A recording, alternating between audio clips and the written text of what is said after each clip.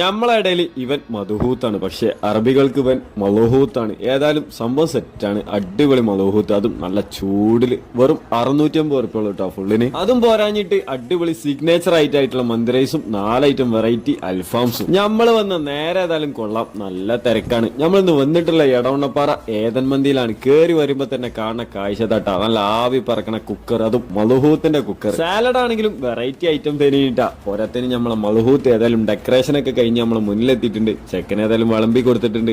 ആവി പറക്കണ പ്ലേറ്റിൽ നിന്ന് ഇങ്ങനെ നല്ല തട്ട്, എല്ലാരും തട്ടോട് തട്ട്, നല്ല അടിപൊളി സാധനം. തട്ട് ഇങ്ങനെ വടിച്ചെടുത്തിട്ടുണ്ട്. അവസാനം മലഹൂത്ത് 2 ഫുള്ളൊക്കെ ഏത് വൈക്കാ പോയതെന്ന് കണ്ടില്ല. ഏതായാലും അടുത്ത ഐറ്റത്തിന്റെ മന്തിറൈസും 4 ഐറ്റം അൽഫാമും. അതൊരു തിരക്കന്നേനി, അതും ഏത് വൈക്കാ പോണെന്ന് കണ്ടില്ലട്ടാ. ഏതാ ലെവല്, എല്ലാം വരിക പോവാ തട്ടോട് തട്ട്. പിന്നെ പോരാത്തതിന് മസാല ഷവായി ഉണ്ടേനിട്ടാ. ഇനിയിപ്പോ നിങ്ങൾ എടവണ്ണപ്പാറ വൈക്ക് പോവാണെന്നുണ്ടെങ്കിൽ വായക്കാട് റോട്ടുള്ള ഏതൻ മന്തിയിലൊന്ന് കയറാൻ മറക്കണ്ട. അഭിപ്രായം പറഞ്ഞോളിട്ടാ.